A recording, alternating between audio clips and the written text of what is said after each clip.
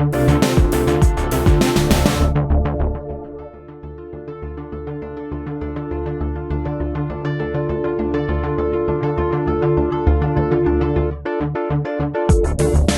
of my Apple devices has a beautiful new interface, and the other one is arriving at my doorstep later today. That's right, iOS 7 is out, and it's iPhone 5C and iPhone 5S launch day. We'll share some thoughts on Apple's new software, and we'll touch on some very old software from BlackBerry that's designed to run on it. Plus, on the Android front, we've got a new Sony Xperia in the house for review, and in the news this week is a new company with an old name, building software to run on phones like it. All that and much more in the 90 minutes ahead on episode 062 of the Pocketnow Weekly, the once-a-week podcast from Pocketnow where we discuss smartphones, tablets, and the state of mobile technology in 2013. I'm your host, Michael Fisher, editorial director at Pocketnow, and today I'm joined by Captain Zakuska himself, managing editor Anton Dinoge. Good afternoon to you in Romania. Good morning, good afternoon, good evening, everybody. I you thought like you that, were right? supposed to be Captain. Well, no, I'm just Lieutenant Commander Zakuska. I got to work up to that. And by the man with more Twitter friends than hats, senior editor Taylor Martin of North Carolina. Good morning to you. Thank you. Good morning as well. And I don't know what to make of that because I only have two hats. Well, see, and you can't say the statement was false. That's the most important thing. You got at least 3 followers. Right. Now, Taylor Martin is a very popular guy. Like, I'm supposed to be the people person on the team who, glad hands people and is the friendly face of Pocketnow when we talk to various other companies. But Taylor knows Taylor knows celebrities. Taylor, just I don't know about that. hangs out with John Hamm and Bret Easton Ellis. And Michael's like, we need to do this, and I'm like, I can ask this person, and he's like, how do you know that? It's freaking ridiculous. It's awesome. I love it. Well, listen, Taylor, it's good to have you back on the show after a long absence. Yeah, it's only been like 3.5 months. I know. Well, I prefer to have you on the show every time, but Taylor, you're the other video face of Pocketnow, usually making a lot of videos every day. And Anton is back in that role himself with his new device that he's been dealing with. Now, didn't you just come from a comparison video, Tony? Yes, I actually pushed the live button like 12 minutes ago. That's so awesome. So that'll be a little bit more aged by the time this podcast hits the airwaves, but we'll talk about that. I haven't even seen it myself. You haven't even seen the video yourself? No, not yet. I've seen the intro just to make sure it was working, but It's got to be a good one. I'm glad. And, I was upset there was no baseball cap. But, I actually was too. I was like, oh, maybe I'll see the Red Sox cap again. But no, that's only for unboxings. No, actually, there was a person who said, get your stupid hat off, dude. And I was like, okay, I don't want to offend anybody else. They say that to me every video. Yeah, wait a minute. But they say that to me, and I don't even wear hats. I care a lot about what commenters say, and that's why. Yeah, but if I don't wear a hat, then people are like, where's your hat? Who are you? Where's the real Taylor It's Martin? A little out of character for me, Tony. Actually, you have surprised me this morning, because I would expect that your reaction to that would just be to block the commenter, because you're like, Tony's like the biggest wielder of the van hammer. Yeah. All right. Anyway, we're going to talk about the devices you covered before later, if that sentence makes any sense. Yeah, all of them. We're going to go from, HD2 onward. But we first want to talk about iOS, because it's Apple's, big day today. As we record this, all over the United States and in certain other areas of the world, Apple stores still have very long lines around them, full of people waiting to buy the iPhone 5, the iPhone 5C, iPhone 5S and 5C. And by the way, I cannot call the iPhone 5S its proper name. I always call it the 4S still, and so I'm a very confused person. Numbers, Michael. Numbers. I know, they're very difficult. The alphanumeric system is not, my friend. Actually, letters. I know. I don't even see what I mean. I just get it all wrong. But the thing is, we listeners, we've said this before, but we are going to be covering the iPhone 5S. That's going to be Brandon Miniman, who many of you miss. He's been away from the video making apparatus for months, and so he will be back in front of the camera, which will be very nice. And my iPhone 5C will be arriving quite shortly, as well as my iPhone 5. What? Oh, yes, yeah, you're right. Yeah. And Taylor Martin with was no Casper Tech logo. Gracious enough to send his iPhone 5 my way so that I could do a comparison, because this iPhone 5C will be my first handheld iOS device besides the iPad since 2008. So the iPhone 5 is coming my way. What, Taylor? graciously donated my iPhone that looks like it went through a wood chipper. Graciously. Oh, does it really look bad? I mean, it's beat up, but it's not bad. Yeah, it looks bad. Actually, I took my roommate's iPhone 4S out of its case the other day to use it in the video I'm about to talk about, and I just realized now that I don't think that shot made it into the finished video, which is a shame, but hers is just beat all to smithereens, and it's amazing how 2 years of use, almost 2 years of use, can really take its toll on a device. And that's a glass. Even in a case. Even in a case, exactly. And it's made of high impact resistance glass, as you were about to say, Tony, I think. Mm-hmm. Yeah. So give me sapphire phones that also don't shatter, and I'll be happy. But before we get to any of that, we have a video up from yesterday, which was my video. I rarely pimp my own material on the podcast, but I had a good time putting this one together. Before the iPhone came out, there was a Apple had a pretty brilliant failure in the form of a phone that it partnered with Motorola to make in 2005 called the MOTOROKR. And the episode 4 of Worst Gadgets Ever just landed yesterday featuring that device. And guys, have you gotten around to watching that video yet or no? Nope, not yet. All right, you should. I don't watch your videos. I don't watch your videos, Northern Yankee.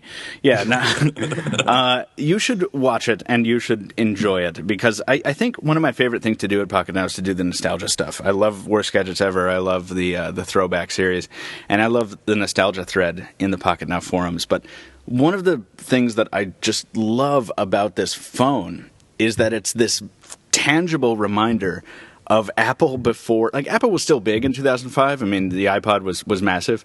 Actually, the Rocker was unveiled the same day the first iPod Nano was unveiled. But it wasn't big in mobile phones. And as a matter of fact, when Apple entered the mobile phone space with the iPhone, all the established players were like, okay, good luck, jerks. And we know how that happened. Apple became a dominating force in the industry, but it's great to hold the Rocker E1 and be like, wow, this phone is utter crap. And regardless of the fact that Apple knew it back then and actively distanced itself from it, it still put it out. It still put its name on it, along with Motorola. It put the iTunes software on there. And it's just a really bad product. And so it's cool to see, not in a spiteful way, but in a, wow, you really need to stumble a whole lot before you become a major player in almost any field, So anyway, check it out. I thought it was cool. But we have other software to talk about. Go ahead, Taylor. I think I found. How did you know I was going to talk? You have a distinctive means of inhaling. Yeah, you're like Brandon. I can always tell when you're going to talk. Yeah, just like that. When do you not want to talk? Mm-hmm. That is a valid point. That is solid point. It's so true. I found material for maybe a throwback review. That I've always had a little bit of a soft spot in my heart for the 8330. So the BlackBerry 8330, yes, indeed. I found the battery for it. Is that the Pearl? I don't know that it charges. No, it's the Curve. Okay. I don't know that it charges, but I found the battery, and I don't know. Maybe I will. That was my first smartphone. Now, remind me, the BlackBerry 8330, was that the base model Curve, or was there ever an 8300? Yeah, there was an 8300, 8310, 8320, 8330. And the 8330 was like CDMA or something? What? The 8330 was like the CDMA version or something? Was it the Verizon one? Or okay, yeah. Yeah, Alltel. Alltel, yes. Alltel. Oh, yeah. Man. Well, that is awesome. I would love that. People, every time, listeners, I want to say this, every time that we post a throwback or a Worst Gadgets Ever, there are like a million comments saying, do more of these. And I would love nothing better than to do one of these a week. I think that's eventually going to be our goal. But the thing is, we don't maintain a big inventory of old devices at Pocketnow. So anytime we have to do a throwback, we kind of have to go out of our way and buy one. And while, okay, maybe that's $50 or $70 or whatever, it's still like an outlay that we're not quite prepared to make on a regular basis yet, to make as many of these videos as we want to. So we'll see how it goes. But thank you for your support. And with old stuff being put aside, can we talk a little bit about iOS 7? Gents, are you comfortable with that? By all means. You said old stuff aside. Oh, that was like a subtle burn. That was like mean and weirdly mean. I need to check in. Do you guys, Taylor, you're running it. Obviously, you've made all our videos on iOS 7. Tony, are you running iOS 7 on your iPhone? Yes, I am. And how long have you been doing so? Since day 1 plus 2 hours. That's how much it took me to download and install it. Day 1 of the beta or day 1 of the real one? Day 1 of the final version. So you and I are on the same page. I know that like many team members have been running it for months. Jaime's had it since the first day of the beta, of course, and yeah, and you too. So I downloaded it with onto my iPad last night. The night before, I watched my girlfriend download it onto her iPhone 4S, which was a lot of fun because that was my first time laying actual eyeballs on it. And so we have a good spectrum here. Tony, you're the newest addition to the iOS 7, coterie. What are your thoughts on it? I think I know the answer to this, by the way. I like it. Oh, you know why? I'm not necessarily liking it because it's different, because it is not. It's really just a theme applied to the good old iOS, leaving aside other under-the-hood changes. What really makes me excited, like in getting a new phone excited, is that all the applications which I use have been redesigned to match the iOS 7 user interface design policy. Yes. And that really makes me feel like I'm using a new phone. Yes. You nailed it. That's exactly it. My girlfriend said those exact words after 5 minutes of using iOS. She's like, wow, it's almost like I've got a new phone in my hand because everything has been redesigned. Yeah, I love that. Now, all your apps have been... All the apps you regularly use have already been updated? Apps, yeah, it's not that many, but all the apps which I regularly use have been either updated before even iOS 7 final version became available, or a couple of minutes after that. So it's safe to assume that by the time I installed everything, I had all of my apps running and being compatible, including the new transparencies and the new keyboard and the new layouts and the new icons and the new typography and everything. And that makes me feel excited, because if all the other applications would have remained the same, it would have been a novelty only on the home screen, and that's not really it. But this way, there's everything. I think that's why I'm a little jaded about iOS 7, because when I first tried it, it was day 1 of the beta, an hour after the beta dropped, and all the apps nothing were worked with it. Ones. Yeah, nothing worked with it. So you try it and you install a new beta, and you install a new beta, and you install a new beta. You update some apps, and slowly things become all streamlined and better. But you don't get that sudden bam, wow excitement. It's kind of okay, this is a little better. Okay, It's a little better. So I don't get that same excitement over it that most people will get. And this is exactly why I wanted to wait. I've been using it for 2 months. Yeah. Yeah, this is exactly why when whoever on the team was like, "Do you want it for your iPad?" I'm like, "The beta." I'm like, "No, I don't want the beta. I'm going to do it on launch day, and I'm going to enjoy it in its finished form." But you gave us a wonderful walkthrough of the iOS 7 Gold Master a couple days ago, Taylor, which I watched, and that's what got me excited to see it in person. And then you also gave us a video, I think just yesterday, was it? Tips and tricks for iOS 7, which is day before yesterday. It was a very, very handy video. Taught me a few things I did not know. Do you want to give us like a 10,000-foot view on that? I don't even remember the tips and tricks. That was like a century ago. Yeah, I know. No, the time passes more quickly these days. But no. Yeah, I've got them right here. The hallmark features, yeah. Yeah, so... what's your favorite Probably one? my biggest... Are you going to go the other way? Are you going to the thing I hate the most? No, I was going to say the thing I hate the most about, or thing I hated the most about Notification Center were the banner notifications. The old Notification Center. The linen expanse. Yeah, I don't think they actually meant for you to be able to disable them the way you did. And it was to pull down Notification Center and flick it back up. And something about that just kind of irked me. I didn't like it. Yeah, it was like a toast notification on Windows Phone that you couldn't swipe away. Yeah, except for if you pulled all the way down from, or not all the way down, but you pulled down from the notification shade and flicked up. Like that wasn't, I don't think that was intentional. Right. I think that was, if you open Notification Center, this dismisses, but you just like barely open Notification Center and flick it away. So it was kind of like, it works, but I don't think they ever intended for that to be how you dismiss them. Right. But now, bug. Yeah, it was a bug that actually had a use. Right. But now you just flick up. So they're gone. And it's cool, but it's also kind of annoying because the way I hold the iPhone, I have to like stretch even with an iPhone because I hold the phone from the bottom most of the time because I don't ever use Notification Center. So I don't ever pull down from the top of the display. So I usually rest my palm under the phone and use it.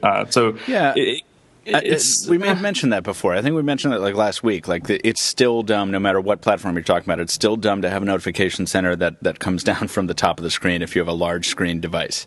Like it should be planted at the bottom. But there's nothing there that signifies that you have notifications except for in iOS 7. Yeah, except for the badge notifications on individual icons. Yeah, right. Now they sync with Notification Center, but the problem is that they're all over the place. So if you have 30 apps in a folder and they all have notifications, you're going to have like 500 notifications in that folder. And you open the folder and then you can see how many notifications. So it works, but it's kind of like there's a disconnect there.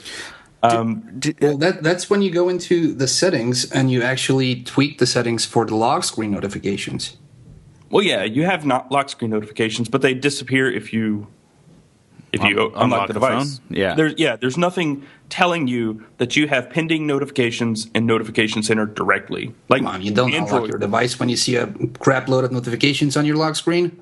You scan through them. So yeah, you read through them, but they're gone after you. Before we get into the lock screen bit, or instead of getting into the lock screen bit, I have a question for you guys. Is anybody surprised that badges are still around? Because it seems to me that you should do Notification Center or you should do app-level badges, but you shouldn't necessarily do both. Yeah, that's kind of my point. They don't really work together that well. Even though they sync now, they're not that connected. And this isn't just a nitpick. This is because I'm legitimately interested in how this mentality works out, because I've said this before, but both of my parents, who are decidedly less than technically adept in a normal sense, they both carry iPhone 5s and they both love them, but neither one of them knows the Notification Center is there. Like they always just use the badges. They rely on the badges for notifications. And whenever I show them the Notification Center, they're kind of like, yeah, well, I don't really care about that. Okay. I don't use Notification Center on my Mac. I don't use Notification Center on any iOS device. And I don't know many people who actually do. But Tony, you do, right? You're coming at this from the opposite angle. I use both the Notification Center and I use both the badge app icons. And I have specifically set up my phone so that it displays both so that I don't miss anything. Okay. Well, that is smart. I mean, I think that wow, earthquake. It's funny. I was just going to interrupt the podcast to say that apparently today is the day for construction to be happening next door to me. So sorry if any of that sound leaks through. And Tony's going to answer the doorbell. So I was.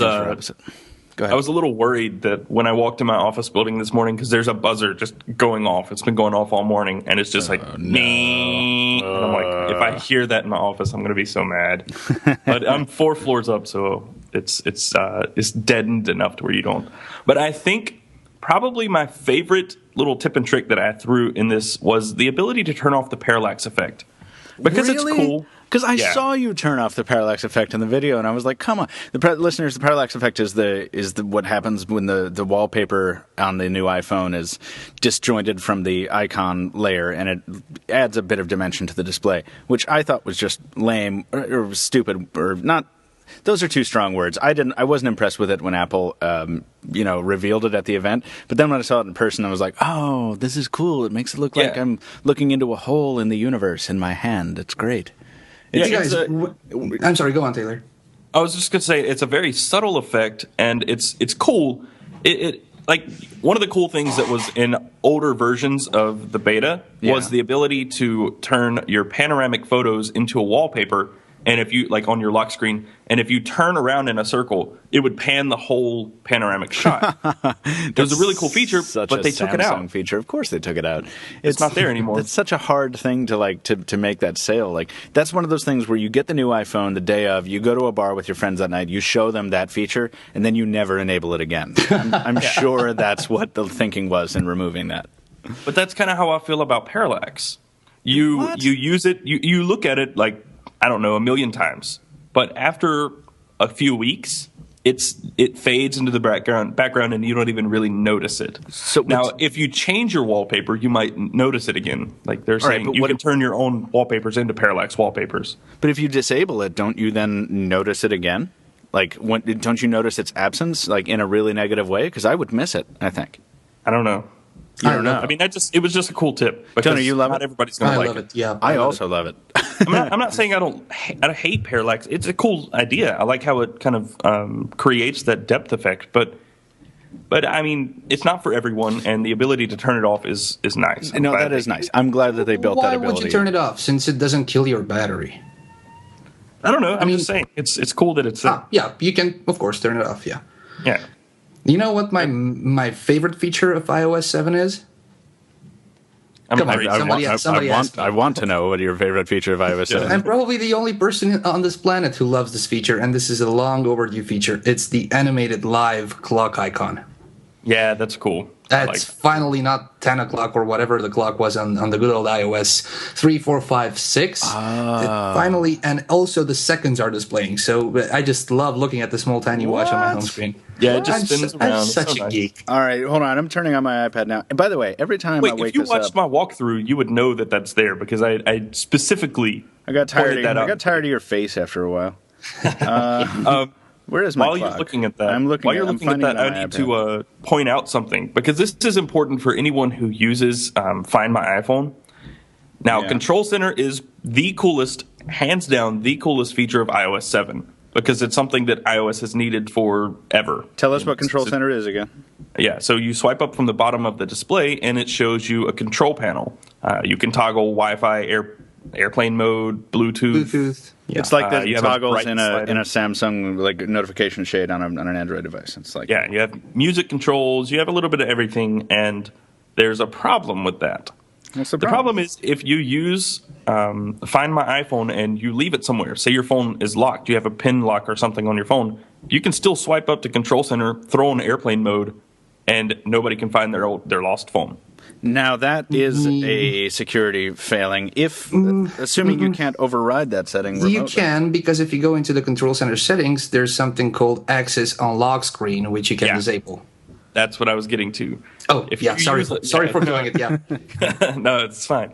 If you use a pin lock and you have Control Center enabled on your lock screen, it doesn't work out that well. So you need to disable that on your lock screen to have security, basically. Or if you have an iPhone 5S and you just use a fingerprint scan, disable Control Center. I just got Sorry, I'm distracted. I just got a good email that I will tell you guys about off the air. Cool. Was it real good? It was real good. This is cool. So Control Center, I think you and I are on the same page, Taylor. I think Control Center is my favorite application or feature of iOS 7 as well, besides the aesthetic overhaul. Do you know what is funny to me? I've been advocating for a Control Center on pretty much everything forever because it's so handy. You know what's funny to me? Windows Phone needs one. Windows Phone needs a lot of it. We're gonna get to that actually, because it is an entirely different discussion now that iOS 7 is out, and we no longer have this like tent pole of the argument, which is that like iOS was one of those things you always referred to as this thing that stayed static for 5 years and hasn't really changed a lot, and now that's not the case anymore.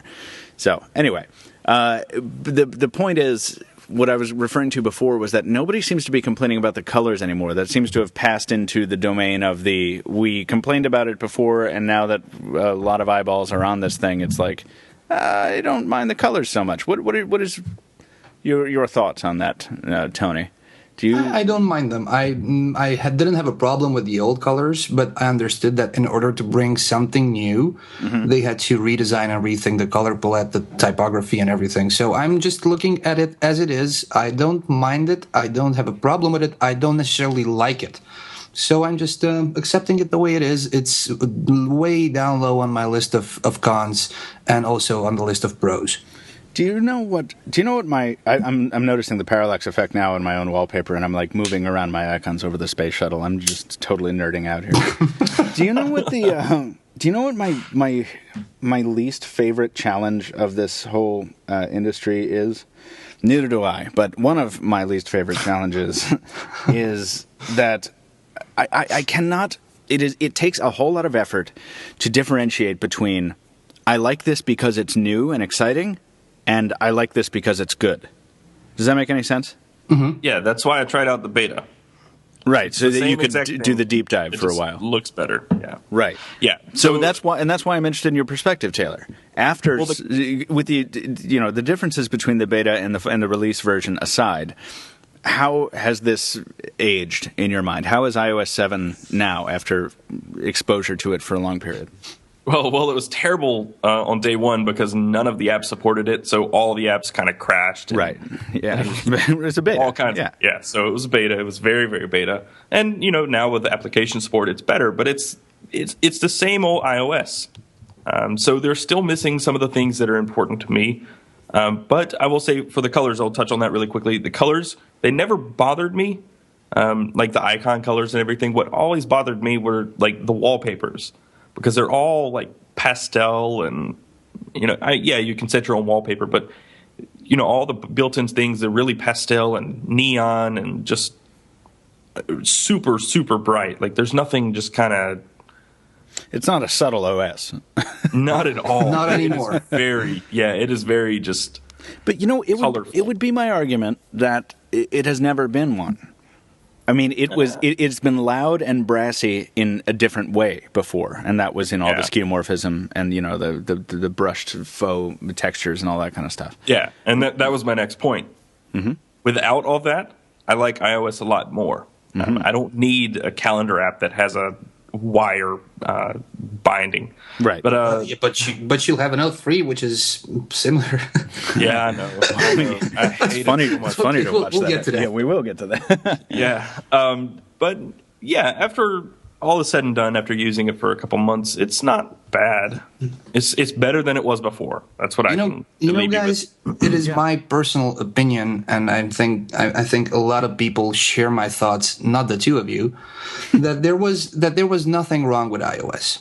And I'm not talking from the geek perspective, the editor reviewer perspective, or guys like us. I'm talking about those 100 million people who are using iOS as their daily phones, MP3 players, or tablets, and they don't want to tinker with anything. They just want things to work out of the box. And for that, iOS 4, 5, 6, and 7 did an awesome job. And that's what got Apple in a position from which it is falling now.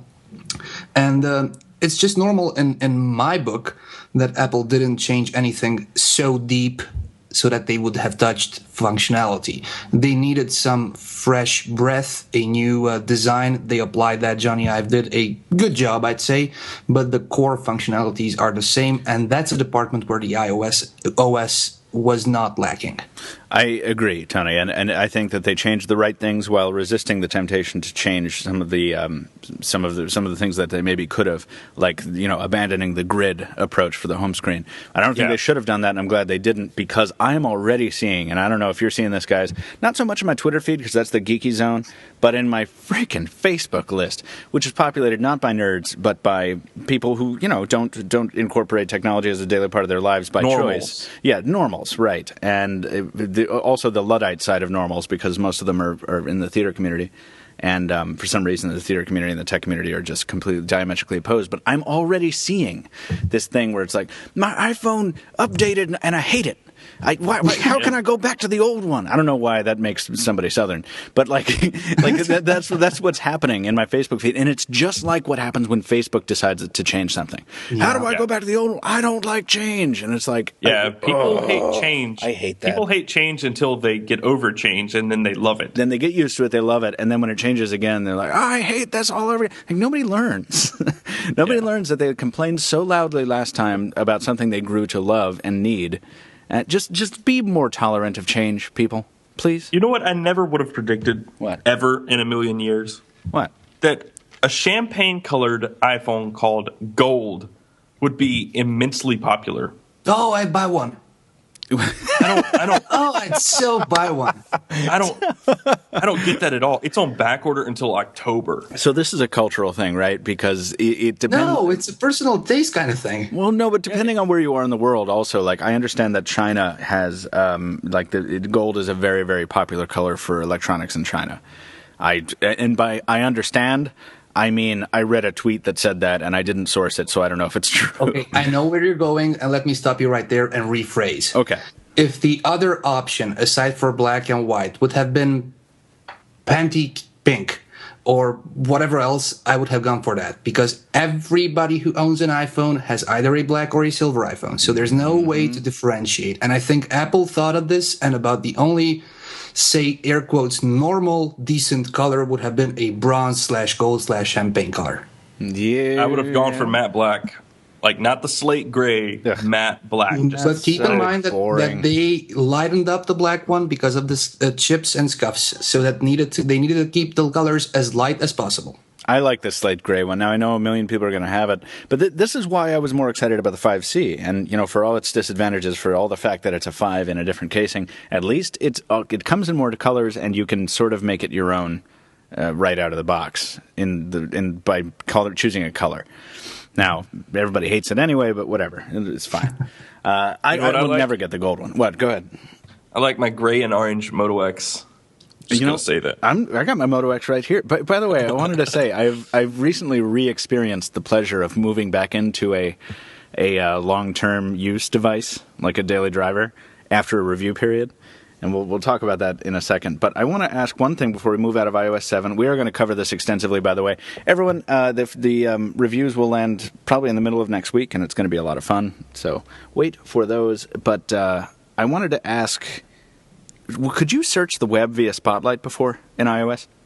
Yes. Yes. Okay, according to Twitter user Mex Fervor, who just tweeted at me, you cannot in new iOS 7.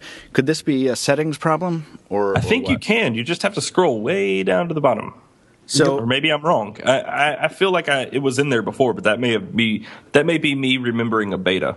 So I don't have the iPad on me the Spotlight search in iOS allows you to do a system-wide search of the device, and instead of swiping to the right or to the left, depending on your perspective, you now swipe down on the home screen and you get the search bar up top. It's very good at searching the device, but I can't search the web with it, and I don't want to say that you can't do it because it might be unlockable in the settings, but I don't have the time to verify it now. But yeah, thanks for the heads up there, Mex.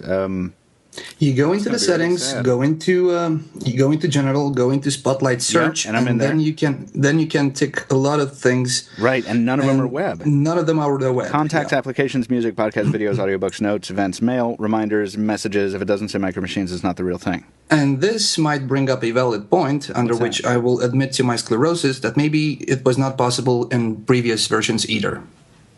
Well, it definitely was. You could do it in. You could definitely do it in iOS 6. Yeah, and I feel like I did in one of the betas. Yeah, I didn't use it either. But I think this might be a way of Apple undercutting Google or something. But no. Do they use Bing now? They would have done it with Bing. Yeah, no, that's all right. But the thing is, as a WebOS transplant, I always found that feature really handy because Just Type in WebOS would let you search anything, including the web, and that was really handy. So yeah, but you can just ask Siri. I love Siri. I'll never make fun of Siri on this show. It's great. I love it. Why don't you love Siri? The new Siri sounds better. She's smarter, or she's gender non-specific. That's lovely. I think it's great. I don't like Siri. It's not that functional for me. We will save that. We will save that for a bit. Do you like? So you like Moto X? You like Google Now and the Moto X better? Yeah. Okay. All right. Cool. Let's move on. Oh, another tweet as we transition into Android. One last thing about iOS, and I'll ask you guys if you have a closing thought on it. But Robert Linville just tweeted at me. Just got out of the AT&T store, and they sold out of 5S in 30 minutes, and did not sell a single 5C in 3 hours. Mm-hmm. Wow, that's hilarious. That's not surprising at all. That's in Columbus, Ohio. Not surprising. I am sure that by Monday, Apple will, as usual, give us the numbers for the first weekend sales, and we'll see exactly what the balance is, if they have what it takes to admit whether one sold better than the other. And I think we know the outcome. Well, they never break those down, do they? They always just say, like, iPhone. But because there was one iPhone until now. Right. Oh, yeah, that's a solid point, Tony. But so Eric Zeman of Phone Scoop, he just tweeted, of course there's no SIM card tool with the iPhone 5S. Wait, with the new? What do you mean? Which 5? Oh, really? Which 5S? Yeah, no SIM card tool. I told you I get confused with these stupid model numbers. Wow, that doesn't come with a SIM tool? Yeah, that's interesting. I'm really annoyed. They've always come with a SIM tool. Always. Yeah. I'm really annoyed that they're. First of all, that's really lame. But I'm really annoyed also that the nano SIM thing. I understand this argument is old, but I just want to resurrect it for not on the podcast, but in some kind of future piece. I don't know how I can spin this into a new piece, but man, nano SIMs are. I hate them. I hate them because they're so small and they're so hard to work with. They're very difficult to work with. I have a nano SIM for T-Mobile, AT&T, and Verizon. All of my SIMs are nano SIMs. Good for you, Taylor. Well, most of my phones are micro SIM. That's why I have adapters. Welcome to the modern world. This is completely wrong. I didn't mind when we went to micro SIM because there was a significant size savings, but the difference between micro and nano SIM is so minuscule. And I'm not an engineer, but I cannot imagine that it saves enough space within the device to justify an entirely the inconvenience it causes. Well, am I wrong? I don't know, but there's also a savings in plastic. Yeah. You think if you're selling 500 million phones a year, or however many smartphones are being sold a year, if you switch to a nano SIM from a micro, that's a lot of savings in plastic. And then they recycle that plastic and make it into iPhone 5C casings, right? Correct. Yes. There we go. We've uncovered the plot. Well, that's iOS news for the week. Shall we move on to Android, gentlemen? Please, so I can get past this. Wonderful. It has been a terrible week for Android for me. For you, I was roasted alive myself. But let's talk happy thoughts for a minute. Let's talk about the new Sony Xperia Z1. Anton, I thought you said happy thoughts. Wow, get out, leave. No. Leave. This is in response to the call I had with Tony yesterday. Oh, I don't know about this call. Tony and Taylor, tell us about the Sony Xperia Z1 and your mutual experience. I will start this off by saying this. Ooh, Ow. That's a nice little noise. I like it. That's when you start a camera and finally long pressing on the shutter button, which there is a dedicated shutter button, like there should be on any and every phone. Plus, yes. It finally launches the camera. Unlike on Samsung's Galaxy S4 Zoom, it didn't do anything. So that's not the only good thing about the Xperia Z1. What I like about it is that it feels very solid. It feels like, you guys remember the first time you held the iPhone 4? Yeah. Oh, yeah. It feels like that. When you hold the aluminum chassis and you feel the texture and the smoothness of the glass in the front and in the back, and at the same time, it feels solid. Now, I know that the exact moment that I will drop this phone, it will shatter to pieces. But I'm also thinking that once I drop this phone on the table, it will break my table because it feels like a tank. Wow. Yeah, I can relate because the Z Ultra and the Z were like that as well. Yeah. So it's good build quality. It's rated IP57 and IP58, with which you can submerge beyond 1.5 meters or 5 feet for more than for up to 30 minutes. So you can even go scuba diving with it. And guess what? Cool. The touchscreen works even when your hands are wet. So it's got wet finger tracking like the tablet Samsung, Z. Yep. Take note. Yes, that is rad. Question: Can you? That's freshwater rating only, right? Yes. Yeah, which is a shame because I learned the hard way that saltwater and freshwater. You want to take it to a mud bath? No. I live in the coastal United States. When I go swimming, I go in the ocean. I mean, lakes are weird for me. I don't like lakes or ponds. They're just kind of, ugh. I don't like fresh water. So taking devices into salt water makes them behave very differently, as I discovered with one review unit once. So anyway, don't confuse those. So more on the Z1. Yeah. Can I bring it back to iOS for a split second? No. What? Yeah. Brandon just posted his unboxing. What, his 5S unboxing? Yeah. Way to go to kill my Xperia Z1 versus S4 comparison. This is what. Well, listen. This just means that you've already seen it if you're listening to the podcast, probably. But there's a ton of content on Pocketnow right now to watch, and soon there's going to be a 5C unboxing. That's great. So, and there might be a video about iPad games or iOS games. There may not. I don't know. Well, you know what? Under these circumstances, with these videos up to date, just push it to Monday. I'm okay with that. Makes the most sense ever. But you have to help me remember what I was supposed to write today. I will. So the Z1 has been unboxed in an unboxing from Tony that I think is my probably personal favorite of your career, sir. That was a really great unboxing, not just because you wore the Boston Red Sox cap that I thought for a second that was the main reason. No, it's not the main reason. Although it's a big reason. It's funny. What I'm realizing as we make more and more videos on the Pocketnow team, we have a unified approach. We have a unified style on our video channel, but we all use different music. And it's you can tell, even without listening to the narration, you can tell from the first few microseconds of music. It's like, oh, this is definitely a Tony video. So anyway, I want to hear about the Z1's Bring further up the Z1 details. questions. Yeah, I want to hear. You've done the comparison video; it's up already. I haven't watched it. I don't really care about how it compares against the S4 right now, because what I want to ask you about is the camera. We tested it at IFA. We were in a loud Sony booth that had crappy lighting, and the camera didn't do well. Now that you've had it out in the real world, what's it like? It doesn't do well today either. So I had mixed thoughts about the camera. Yesterday, when I played with the camera and I shot basically everything and anything, I shot like 200 pictures yesterday, just for my own sake, just for my own sanity, because I couldn't believe that a camera on a flagship could be so crappy.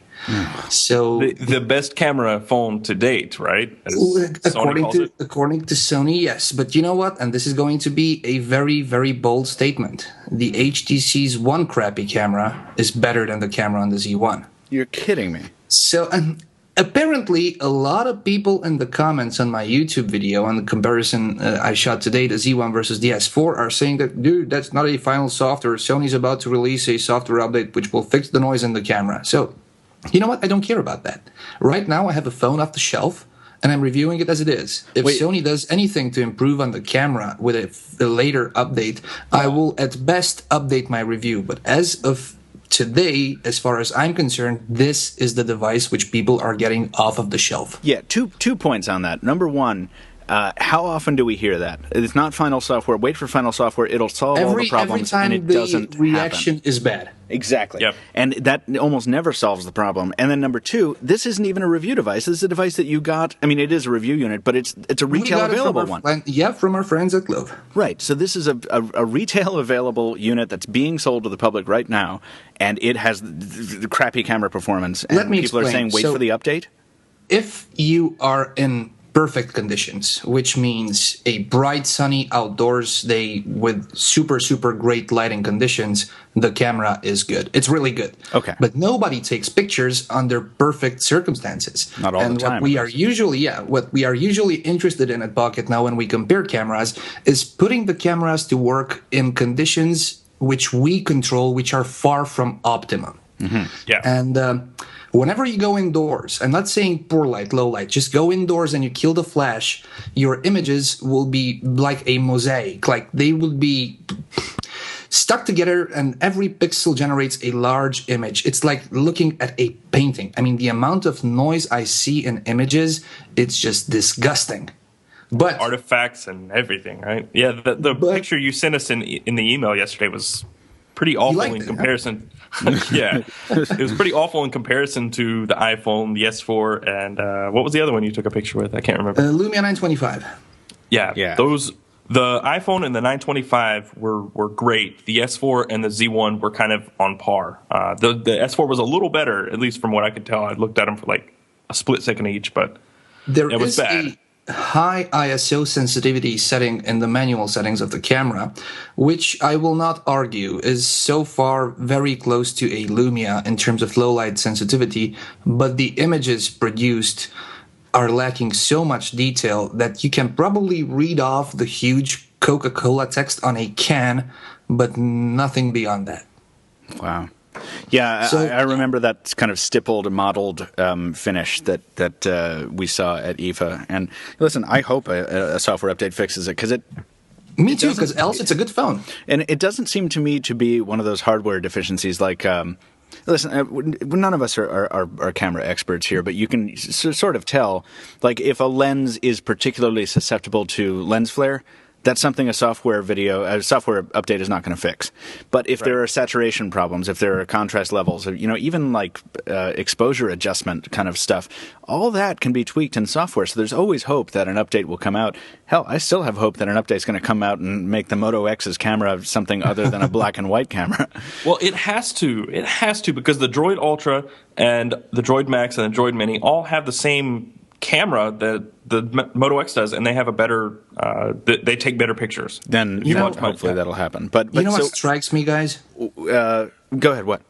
The fact that both Apple and Samsung are using to the best of my knowledge, Sony sensors, right? And sometimes even lenses in their devices. And the S4 and the iPhone 5, probably the 5S too, are among the best shooters out there. And then Sony comes out with its second 2013 flagship after the Z, which was in CES 2013, and they deliver such a crappy output. And they call it the best camera on a phone today. Right, which reinforces my belief that it's a software problem. And it could be.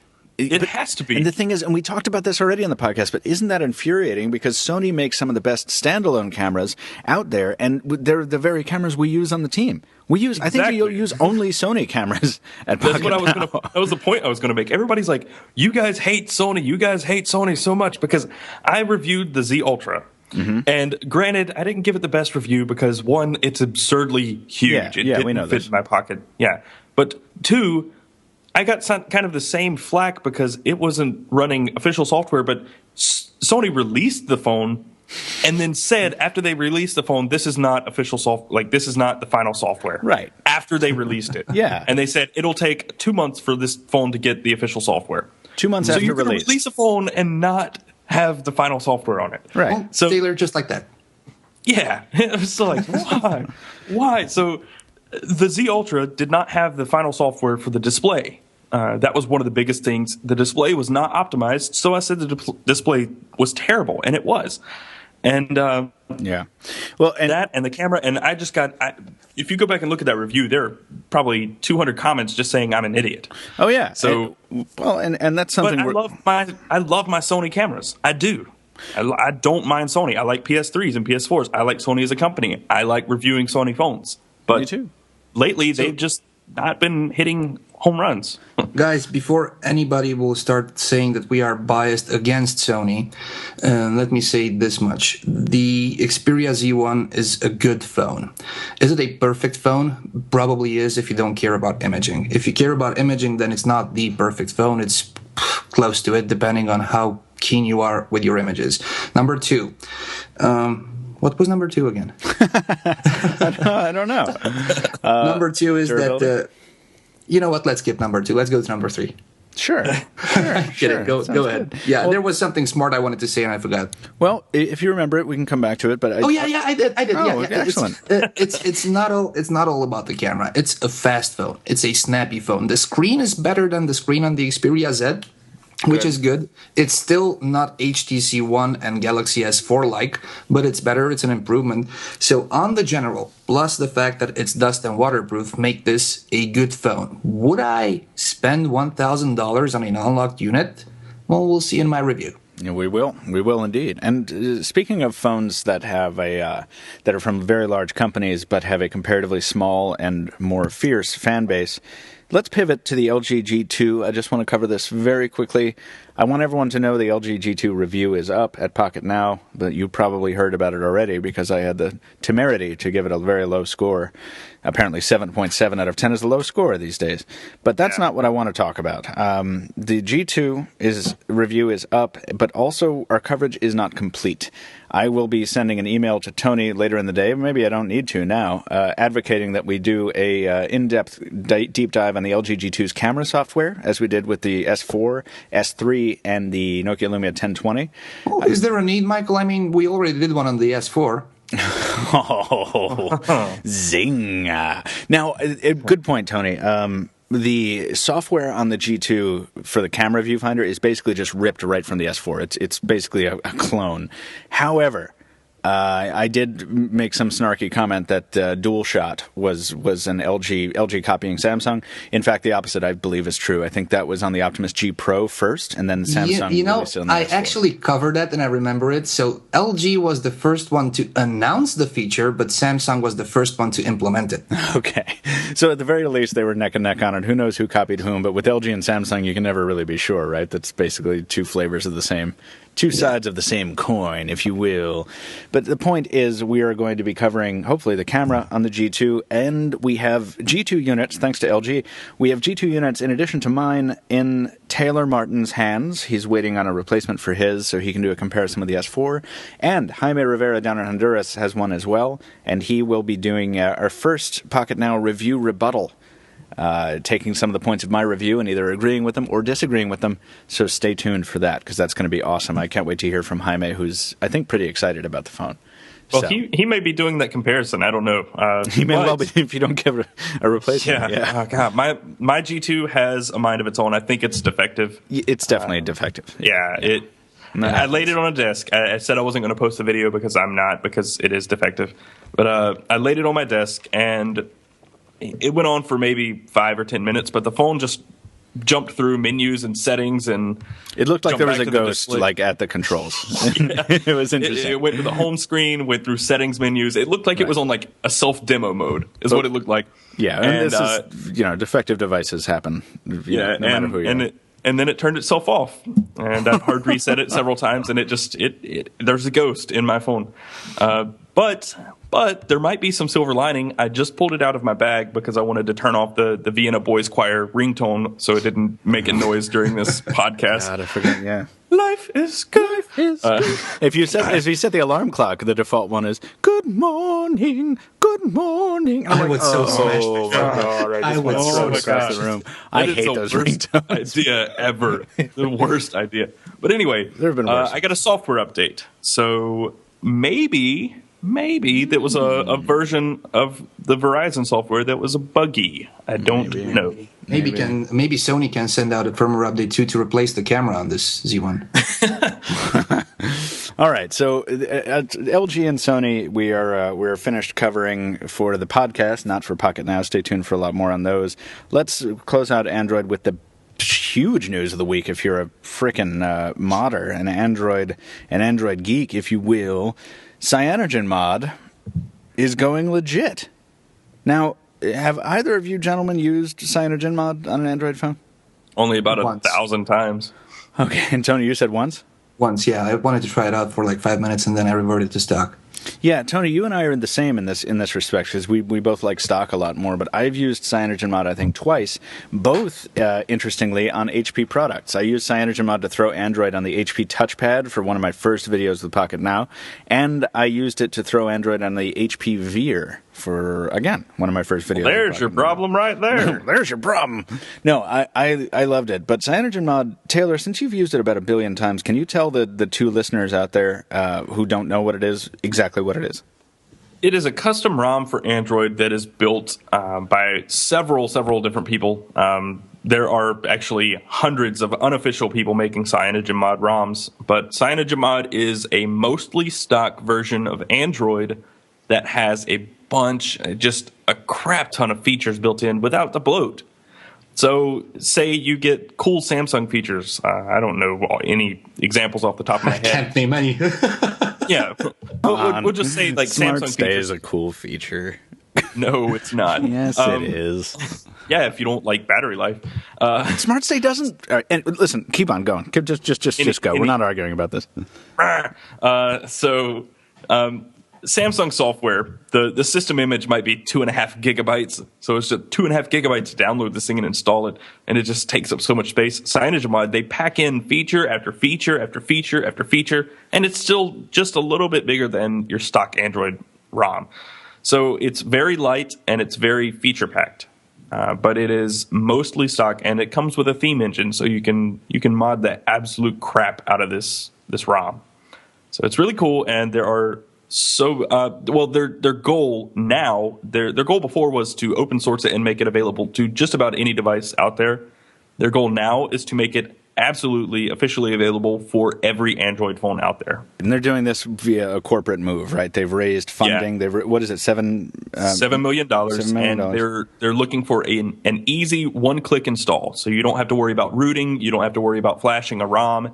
You hit install and it does everything for you. And this to me is music to my ears, because there's that little part of my geek self that actually does like sitting in front of a couple computers with wires everywhere and like going through command line prompts to do stuff and running into trouble and troubleshooting. No, I totally get and respect that little element. But there's a bigger part of me that's like, man, I just want some convenience. So a one-click install of something of this power, backed up by a brand name like Cyanogen, which is, for my money, as a casual Android modder, there's nothing better.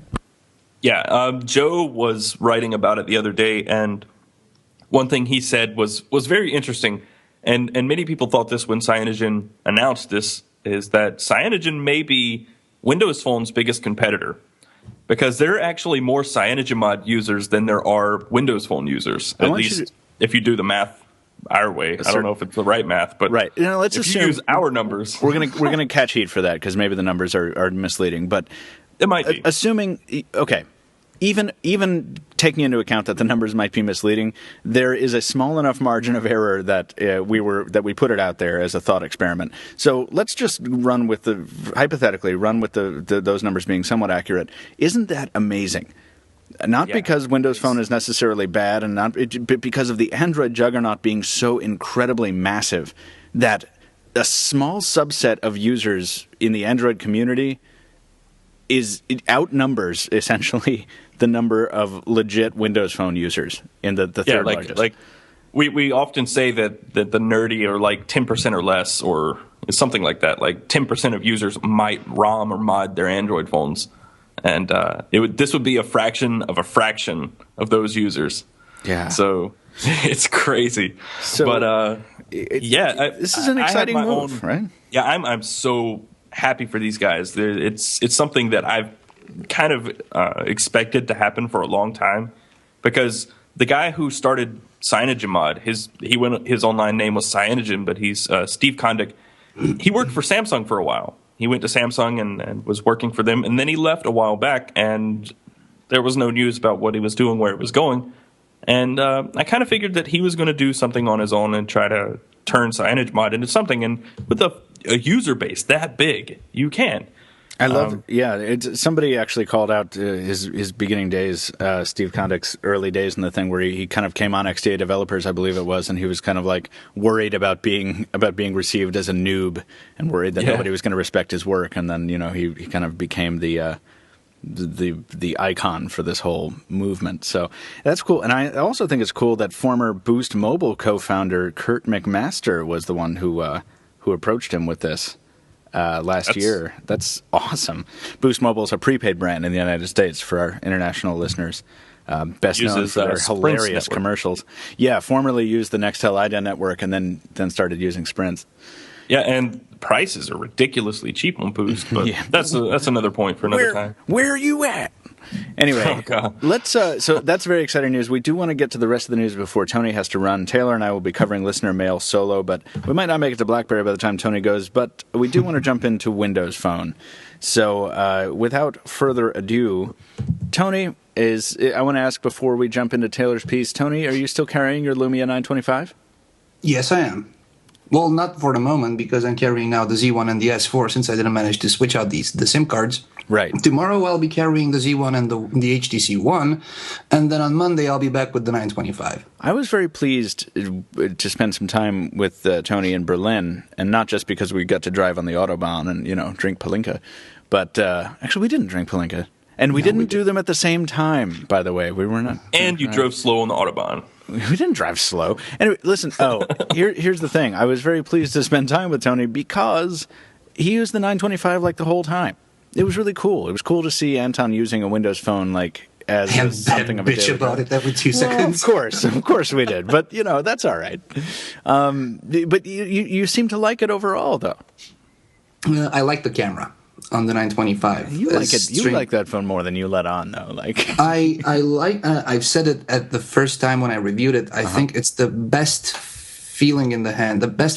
It's the phone which feels best in the hand out of all Nokia phones I have to date handled, and that's because the aluminum finish on the sides, the all glass front, and the plastic back. But regardless, it feels good. That plus the camera is I think good for me. Not 808 and 1020 good, but it's a decent phone. All the problems with the 925 are Windows Phone's problem, is not Nokia's problems. And let's talk about that. So Taylor wrote a piece called 8 Weeks with Windows Phone 8, Thoughts on the Third OS. A very alliterative title that I'm very glad you came up with all on your own, Taylor. Yeah. Right. After how many emails back and forth? Oh, no more than 26. All right. But Two. I'm glad I was not CC'd on that conversation. So am I. Well, Taylor, I read your piece on Windows Phone, and this is cool, because Taylor has had a Lumia 1020 since launch, and you decided to keep it, right, Taylor? Your personal unit? I did. I carry it every day. And it is, and I'm in the same boat as you, so it's nice to hear your perspective on this kind of stuff, particularly in light of this new reinvention of iOS 7. Just give us a rundown of your thoughts on Windows Phone 8, what you say in the article here. Obviously, the link is in the description, listeners, but check it out. Tell us something. I really actually like the phone, but it's not about the hardware. I knew I would like the hardware. I knew I would like the Nokia device. It's all about the software. And I think my problem before with Windows Phone was always that it needed something to itself. And the 1020 delivered that, the camera, because that's something you can't get on Android or iOS.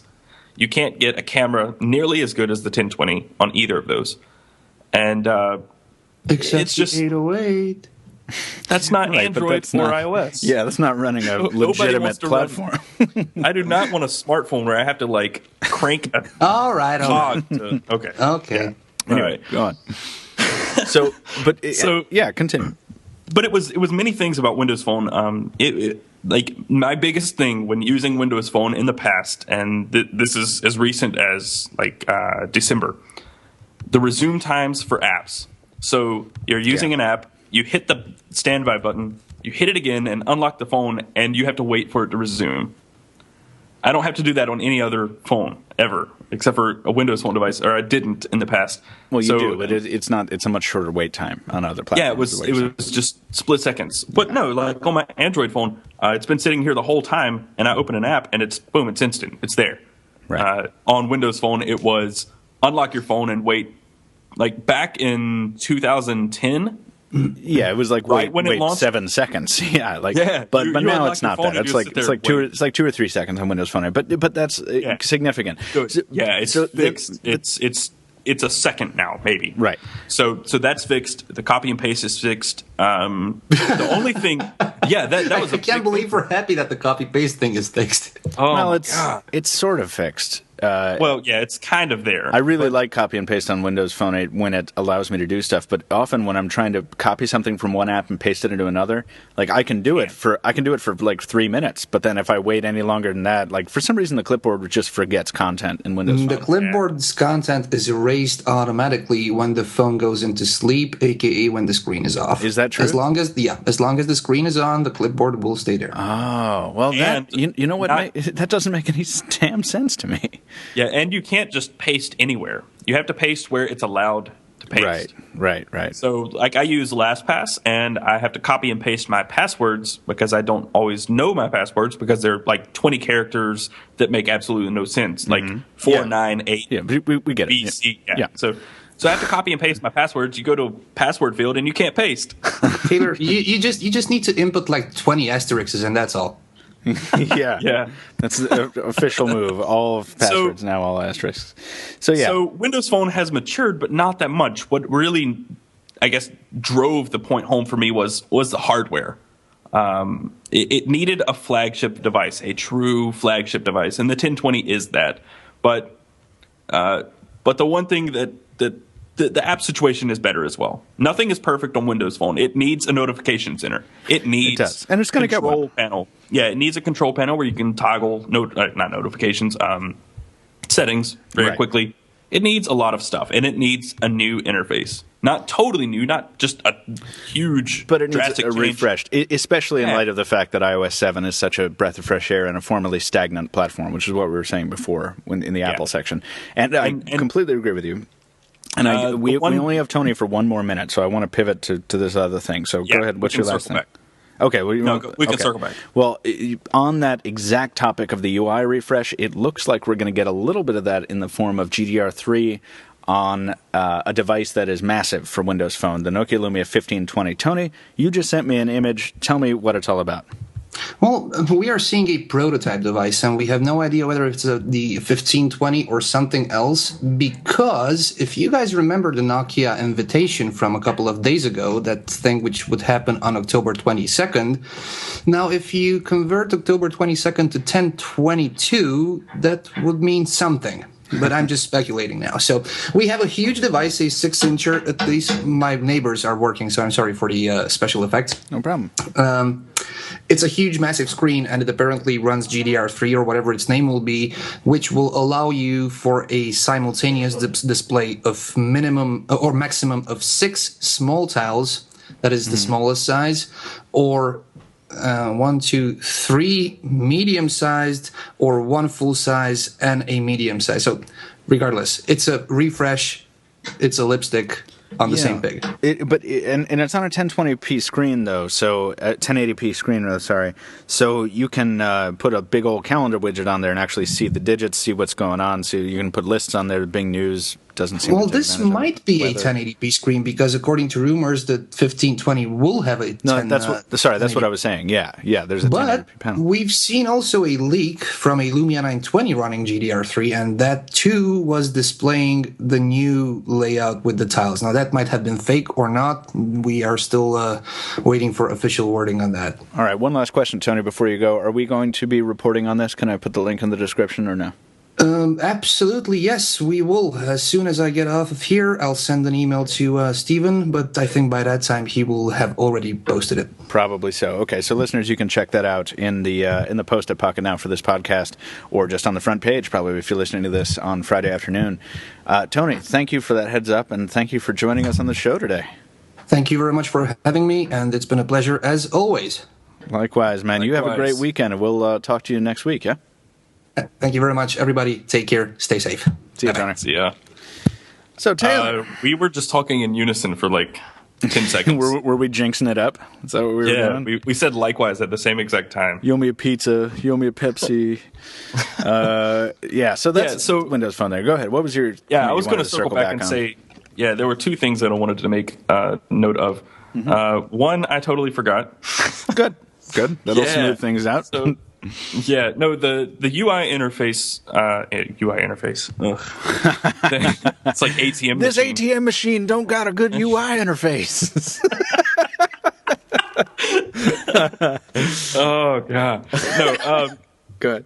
I think my problem with Windows Phone was always that every app you installed looked exactly the same. Everything you ever installed, it was just the same Metro UI. Which led to cohesiveness, and which was refreshing at first, but with repeated exposure, as you say in your piece, you start to feel like you're not really treading any new ground when you go into any app. Yeah, you go from an RSS app to your text message conversation, and it looks exactly the same. Right. So it's like, oh, God, like it's monotonous and kind of boring. And this time around, it's not like that. There are a lot of apps that I'm using that are designed a little differently. They've got that same typographical feel or appearance, but they're a little different. They have a little bit of their own flair. What are you talking about? In what use case here? What on the 1020 on another device? What are you talking about? Yeah, the 1020. And I tried to post an Instagram photo earlier today, and you changed the password on me, so that didn't get posted. I didn't actually. That was not me. So.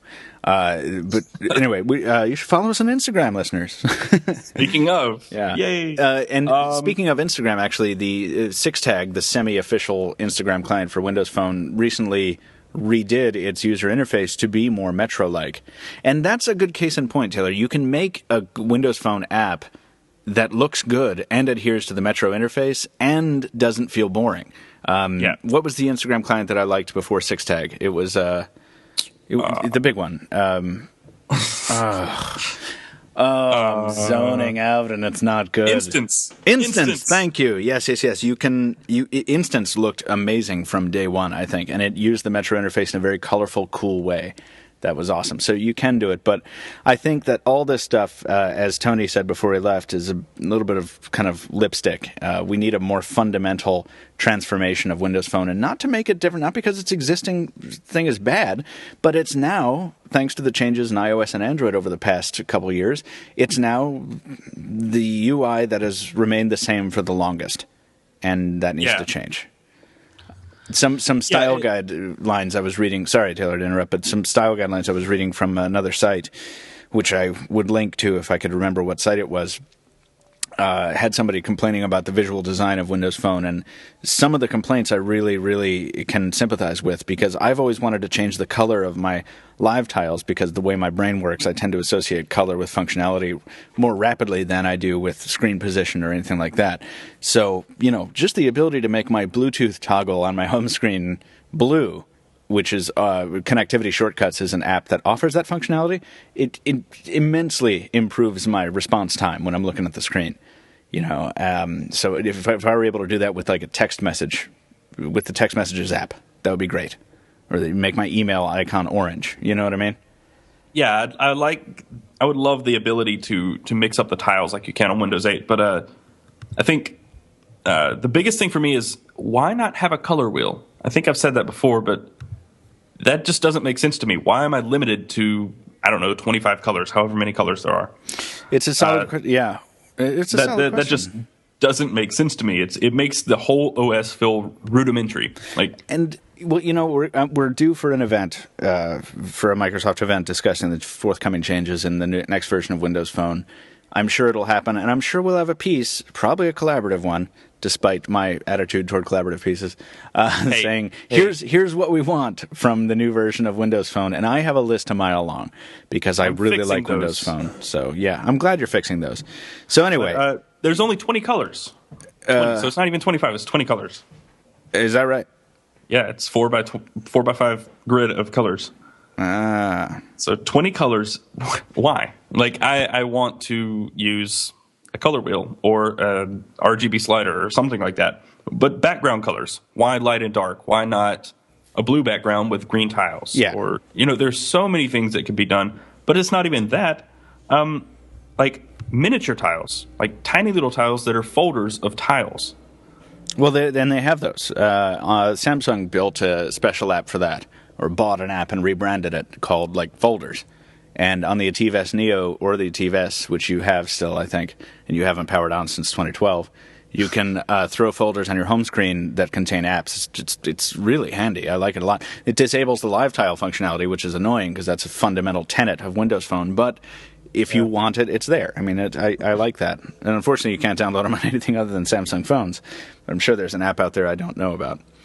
Yeah, it's just, I don't know. There's so much to it that could be improved. And we'll see. I think this 1520, though, is going to serve as a stopgap, because when you have a 1080p panel at that screen size, you're basically going into Windows RT territory almost in terms of layout, because you have so much more acreage. And that could serve as a stopgap until a more major overhaul. But then again, I'm not exactly up on what we expect to be coming in GDR3, the next major release. So we'll kind of have to wait and see here.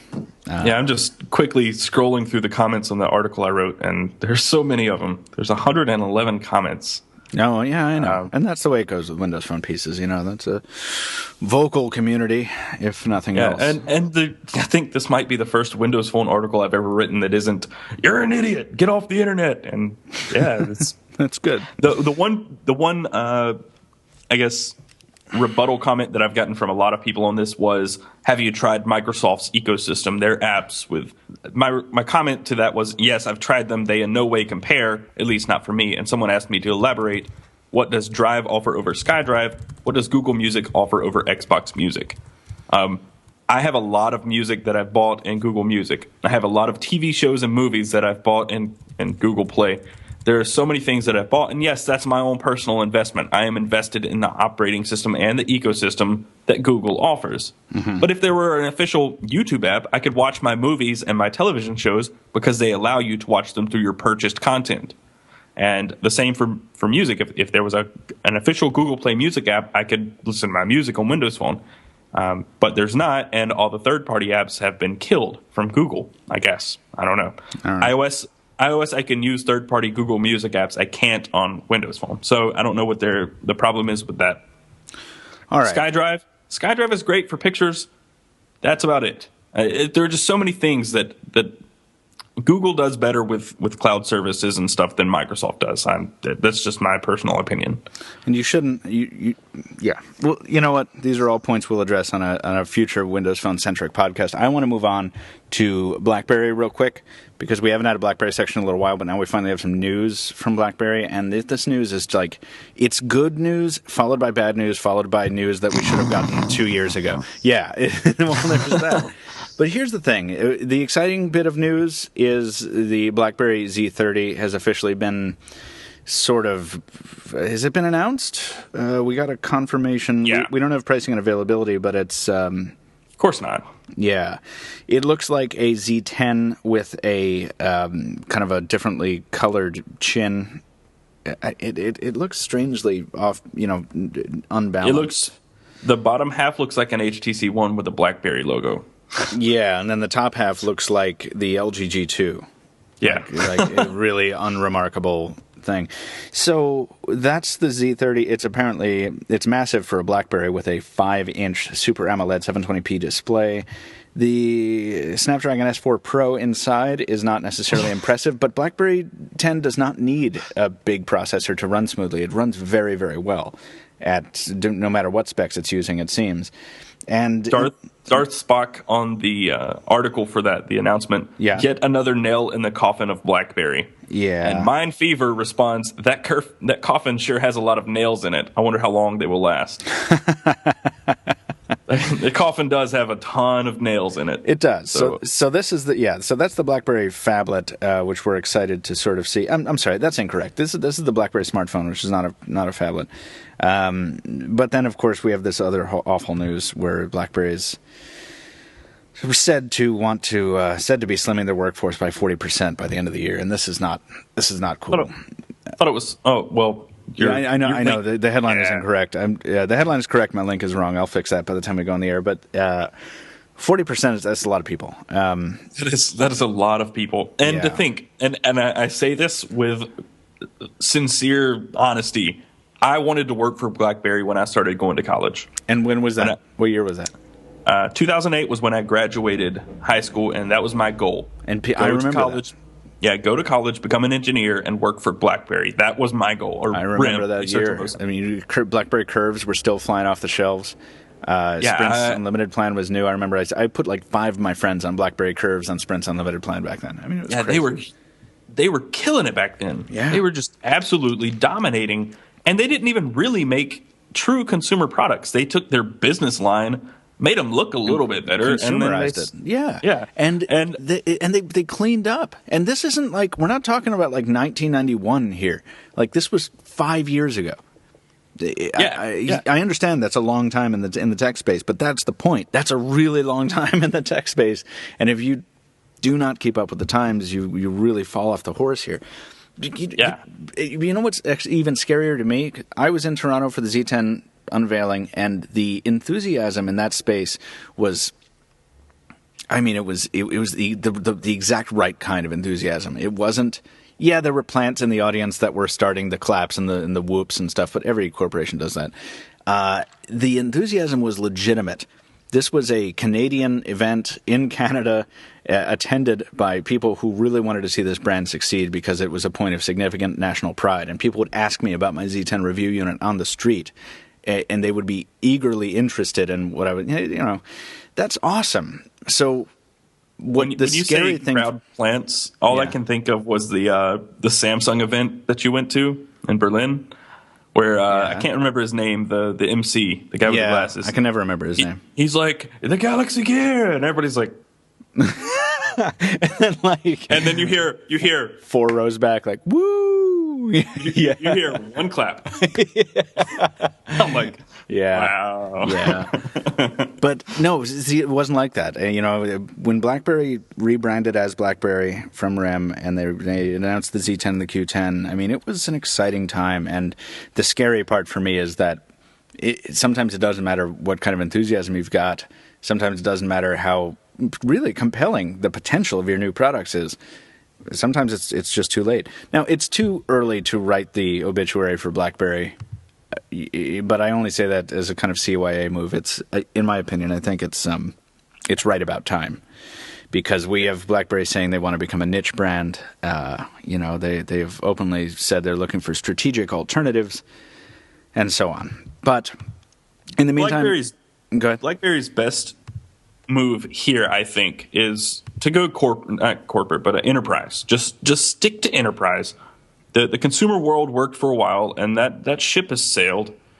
I think enterprise is its best bet, is to sell its hardware business, because people want the patents for those keyboards and things like that, and BlackBerry can make money that they need, or it needs, for pushing forward its enterprise business. Make software that works on iOS and Android. And this was what one of BlackBerry's own investors suggested they do. So I kind of agree with that now. At this point, there's not that much excitement in the mass consumer market for BlackBerry. People use BlackBerry, and when they hear that brand, people are just like, oh, yeah, BlackBerry. I used to love BlackBerry. I was a diehard fan. You can ask any of my friends in real life. I was a BlackBerry fanboy. You mentioned Apple or even Android or anything to me, and I'm like, no, I don't care about that. I want my BlackBerry. BlackBerry, BlackBerry, BlackBerry. Everything else sucks. Right. And I finally gave other platforms a try. WebOS was the first one after BlackBerry, and I fell in love and moved on. I realized that, hey, BlackBerry hasn't actually innovated in many, many years, and they still haven't. So they can't keep up with the pace. It took them, 3 years to put out something that was relatively relevant, and that only lasted for a couple weeks. Yeah.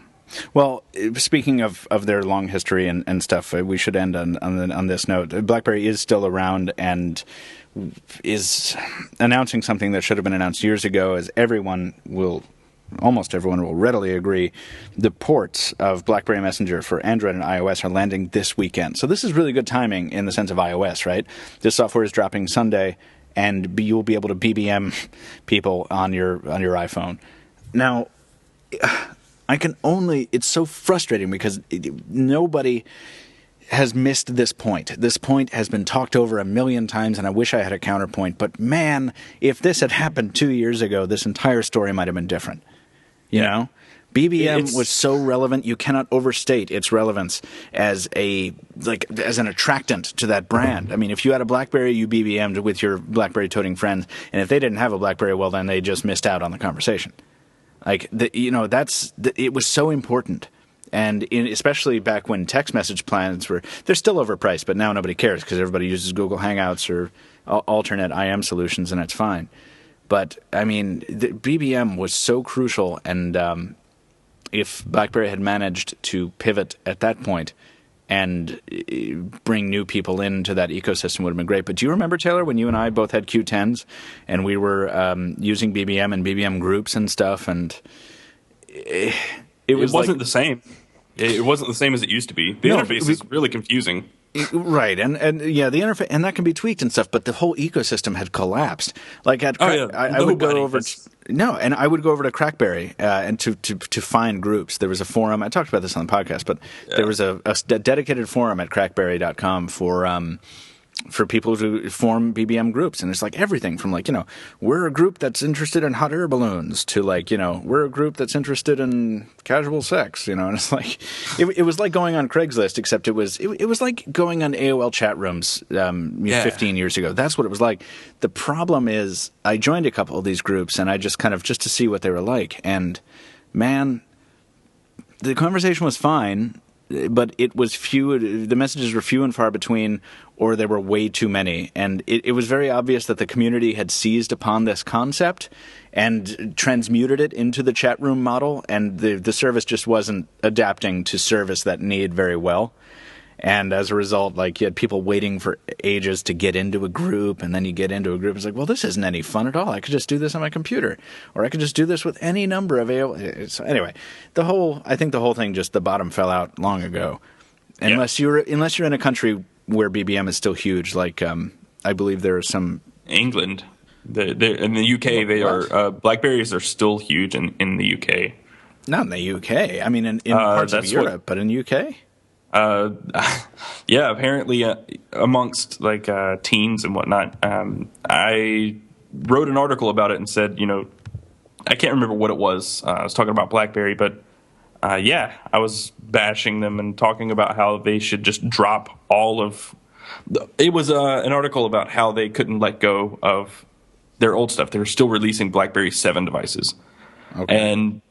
Yeah, I was writing about that, and somebody's like, yeah, BlackBerry 7 devices are still huge here in the UK. I'm like, what? How is that possible? I mean, I can't reference that. I can't check how popular they are. But, there are people out there who still think, or feel that BlackBerry is still relevant in some parts of UK and different parts of Europe, yeah. Yeah, I mean, Europe and Africa as well. And emerging markets. Countries in Asia. Yeah, absolutely. And well, we'll see how that plays out in the long term, but it's just sad that it's taken this long. But listen, if you're on Android and you want to try out BBM, I'm definitely going to be doing it. So, hey, I'm going to be using the 5C starting today. So I'm going to carry my Moto X. I'm going to install BBM on it tomorrow. And then on Sunday, when it becomes available for iOS, I'm going to install BBM on that. And then I'll BBM with myself between my iPhone 5C and my I'll Moto X. BBM you, bro. You'll BBM me? Oh, thanks, bro. Sweet. All right, I got a BBM buddy. Now we can move on. The biggest counterpoint to BBM is Kick. That was so beautiful. It was such a nice segue, and it was just like you took a machete to it. I did, but I wanted to make a point because it's a valid point. Please make a point. Kick. That's that service that Instagram people who like pictures of somebody use to harass them, right? Pretty much, but yeah. So on September 16th, so earlier this week, they reached 80 million users. Jesus. Adding 225,000 users every day. Wow, Kick is huge. I didn't know it was that big. Yeah, they're just exploding. They're bursting at the seams. And then you have WhatsApp and things like that. And Kick added 44% of all of its users were joined this year. Yeah, it's because of Instagram. It became the de facto Instagram IM. Yeah, so it's just, when you have companies like Kick and WhatsApp, why does BBM need to be cross-platform? Yeah, well, that's the whole point. That's why it should have been done years ago, back before there was this level of competition in that space. Yeah. Yeah. Well, let's move on. We'll see what happens with BlackBerry in the days and weeks ahead. We've expressed our interest in covering the Z30 to BlackBerry. Guys, if you really are dying to see this phone reviewed from us, please let us know.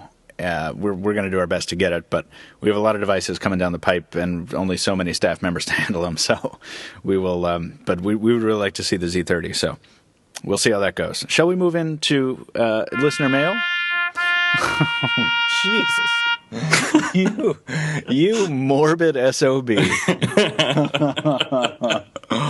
Wow, God.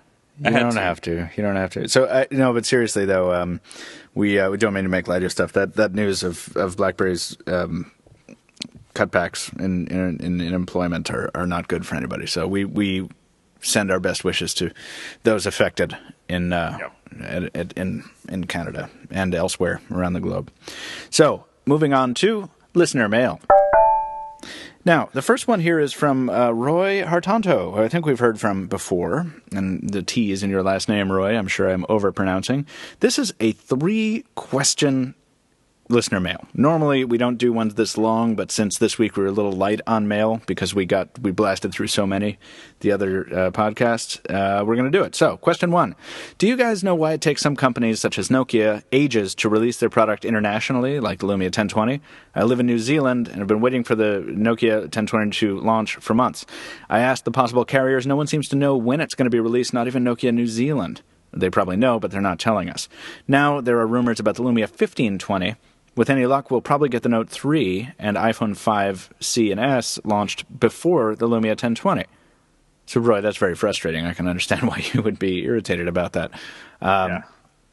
I will speculate, okay, why it takes companies a long time to release their product in different regions. Number one, I think they have to focus their efforts on markets where they're likely to make the most money. And they have analytics data and probably some focus group info, and they have all this information pointing them in the direction of specific countries. Sometimes that results in American companies not releasing their devices in America first. I remember when HP released the Pre 3 right before it killed it, it came out in France first, or Italy or something like that. And then it finally launched. It would have launched in the United States and never did.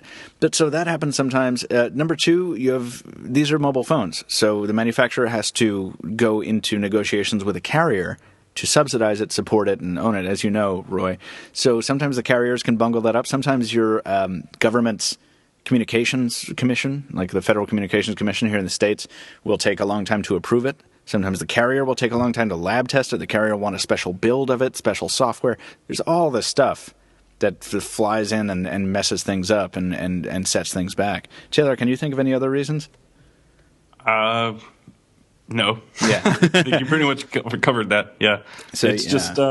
there's a lot of stuff. And, sometimes I'm sure some of it's like the benign stuff. Like, once again, then the carrier thing. Like, a carrier often has to screen print its logo on, 20,000 units or something like that, right? There's all that stuff. So you get the prepaid brand. So that's why. I'm sure we're missing some points, but you get it. It's a complicated thing, and it sucks that you have to wait sometimes for months for what's then an older device to come out because the pace of this industry is stupid, right? Yeah. So, Roy, sorry about that. It could also be like exclusivities with other countries. True, too. Yeah, absolutely. But with a device like the 1020, I think it's more like, I think they don't have limited stock, but I think their stock is certainly finite. I mean, this camera is very complex. I don't think the components that are used to create it are necessarily easy to fabricate. Maybe I'm wrong on that. Maybe the 1020's camera is the easiest thing to put together ever. But I don't know about that. But I'm not saying they're handmade. I'm just saying it's not. It is one of the top 3 selling phones on AT&T, so maybe they are short stocked. And that could well be too. Well, we don't know. But hopefully, in some of that speculation, there's a usable fact for you, Roy. Question 2: what do you guys do with your old phones? Do you sell them? Well, we have emergencies sometimes. Thankfully not here. What do you guys do with your old phones? Do you sell them, keep them? Any chance putting a phones for sale section on your homepage? So this is a good question, right? Taylor, I remember when you moved, when you shifted employers at some point in the recent past, you had to box up and move like hundreds of phones, didn't you? Yes, I did.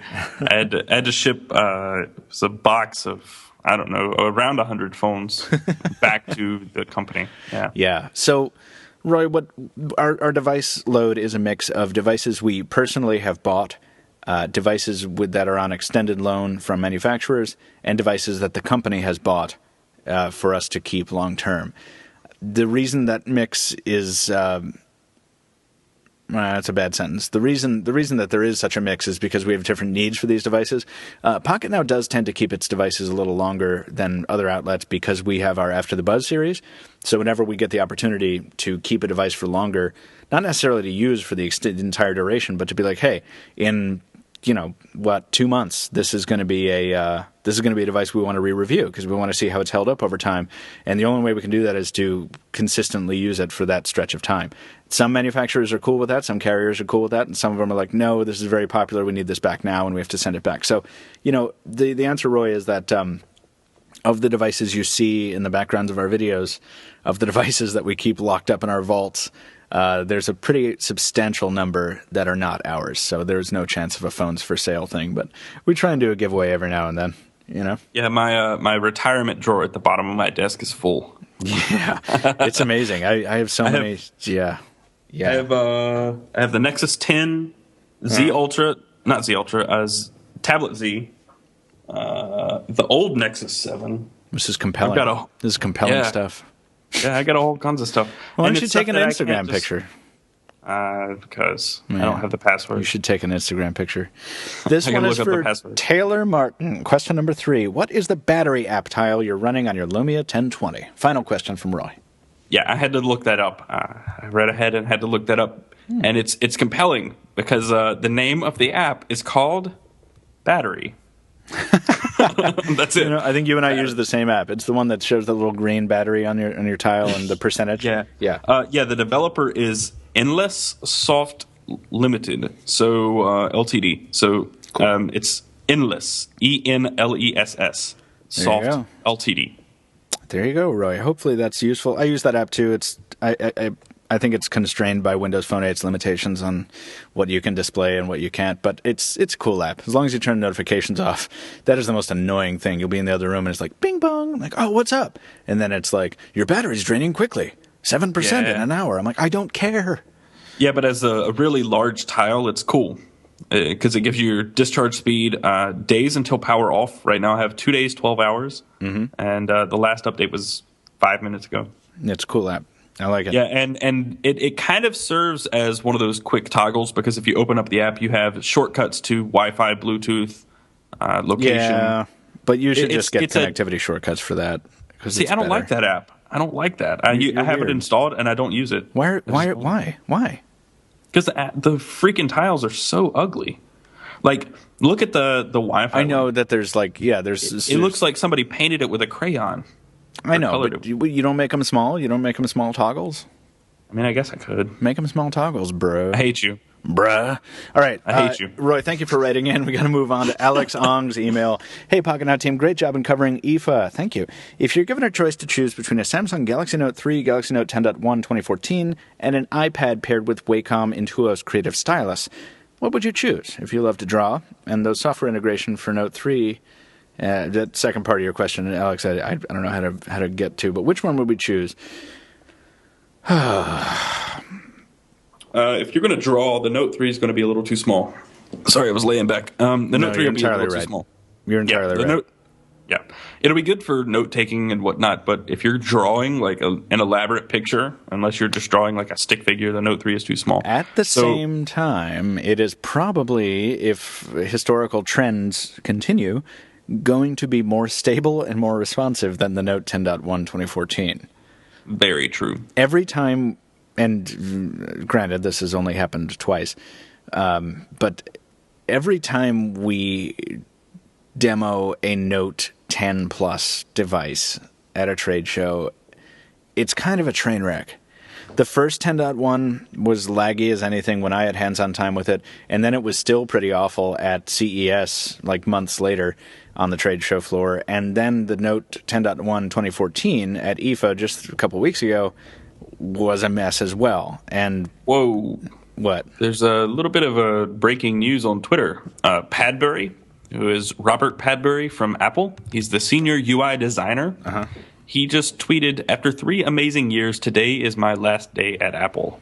Whoa. On iPhone launch day, and he's the senior UI designer. What does that say? Not that it could say nothing, but if you're speculative, that could say something pretty major. That's interesting. What's his Twitter handle? Padbury, Padbury. Wow. So what my first thought goes to this being obviously a contract expiration date. Like, you have to stay until we launch these things and then you can go. So he's probably wanted to go for a while.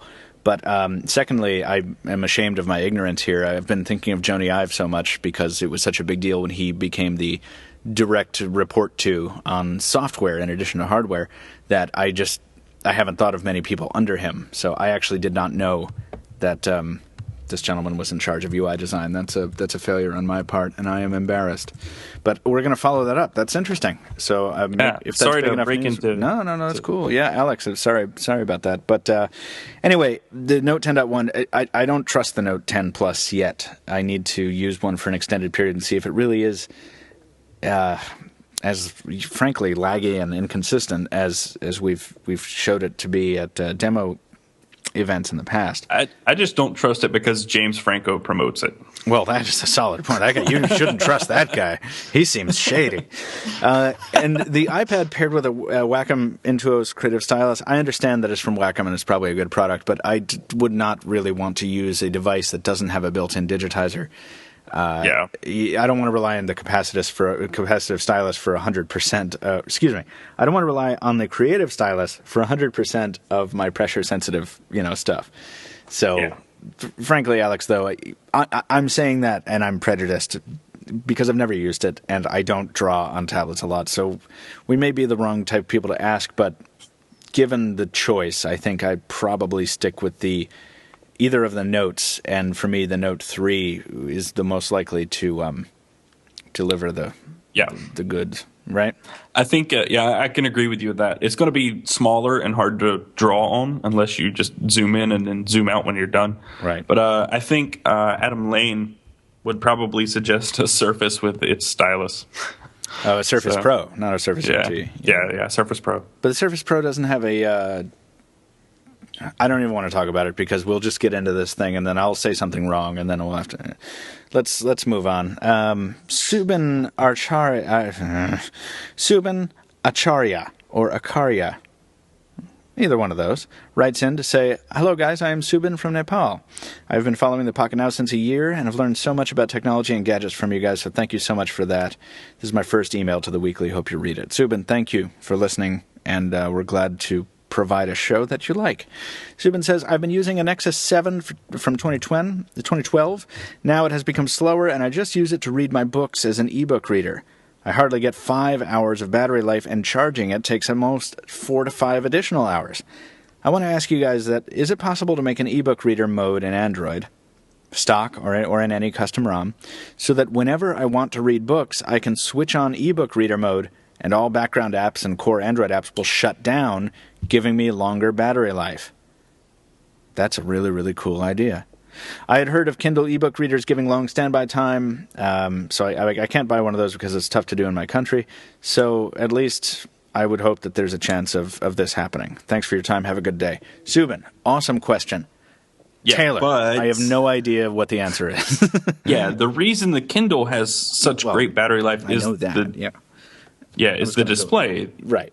The Kindle, Subin, uses it's not an LCD or an AMOLED panel. It's either e-paper or e-ink, and it's e-ink. E-paper is LCD as well. Okay, so it's e-ink. Yeah, so it's e-ink. It doesn't have any current draw when a page is not being turned. Like if it's just displaying a page, there's zero current draw, right? Yeah, so it uses no power when it's just sitting there, right. When you're reading a page. And then when you turn the page, it repaints, and that's when it draws the power, and then it turns back off. So no, unless you find a display with a Mirasol, like an Android tablet with a Mirasol display, because that has both e-ink and LCD. Or something like that. It's like a fusion. I don't remember exactly how it works, but every time I ever write about e-ink or LCD, Mirasol emails me. So, yeah. But yeah, there's no way that I know. Maybe a custom ROM could do it where you can drop all background apps out. Right. Because this is a good idea, right? Yeah, you can't change the screen technology of your tablet like on the fly. You can't drop a new screen on there like you might be able to with like a phone blocks concept, which is a pretty cool concept. But you can fiddle with software to disable all these background processes that you're not reading in e-reader mode. Like, theoretically, you should be able to do that. I would be very surprised if there wasn't a custom ROM out there. What about you, Championship Googler? Did you find anything on this, Taylor? I'm supposed to be Googling. Sorry. Yeah, you should always be Googling. You're the best Googler on the team. That is true. BBM, I will take buddy. that. Yeah. So I don't know. I don't even know what to Google search. It's all right. We are sort of out of time. Subin, there has got to be a way to do this, and it's awesome that you're open to custom ROMs because that's probably the only way you're going to be able to do this. Another alternative would be to, I know you said it's difficult to get things in your country, but if somehow you were able to get a Yota phone later in the year when they're officially released, that is the phone with the e-ink panel on the back and a regular LCD on the front, which seems custom made exactly for what you're trying to do here, except it's not a tablet, it's a big smartphone. So that's Yota phone, YOTAPHONE. Like I say, doubt you can get it. You may want to check out some threads on XDA developers or listeners. If you want to submit some suggestions for Subin, we would love it because we don't have the answer, but that doesn't mean you don't because you're very, very smart folks. And feel free also to visit forums.pocketnow.com if you want to leave some suggestions there. And Subin, write in and tell us if you find anything, and maybe we'll circle back on this and follow up. Taylor, do you have another thought before we close out? I think that about does it. That's awesome. Thank you to our 3 listeners who wrote in, or excuse me.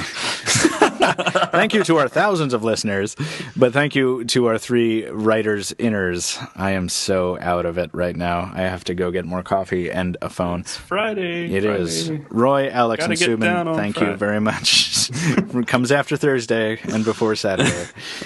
No, really, thank you for the reader mail. Thank you for sticking with us this long, guys. Thank you to Tony, who's already bailed, and I really do hope everybody has a nice weekend. We certainly will be moving into our new devices. Unless your name is Taylor Martin and you don't have a new device, so eat it. Oh, I'm sending all my devices back today, and that's a different feeling of good too, actually. Yeah, at least I get to go see some rallycross this weekend, so that'll be awesome. Is that one of them stock car races? No, this is rally racing.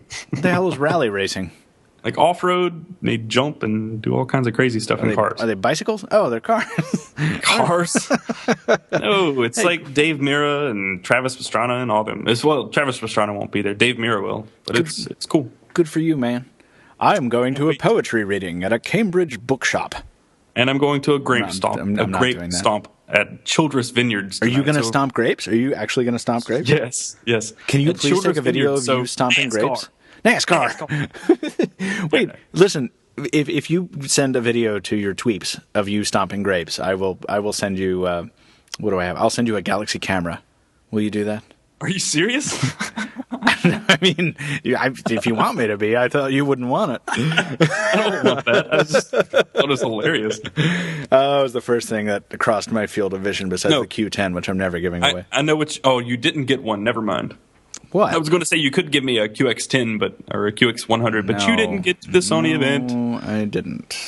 Anyway, before that news makes me sad again, let's move on to the end of the Pocketnow Weekly. Hey, find us on Twitter. Anton is at AntonDinoj, ANTONDNAGY. Taylor is at CasperTech, CASPERTEK. And as always, you can find me at Captain Two Phones. You can also follow Pocketnow officially at Pocketnow on Twitter, as Pocketnow on Instagram, Facebook, and Google+.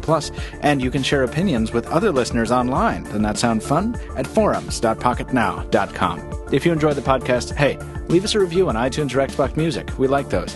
And if you have a topic, question, or suggestion for the show, or you just want to say hello, you can email us at podcast@pocketnow.com. Thanks for listening, everyone. We will see you next week. Take care.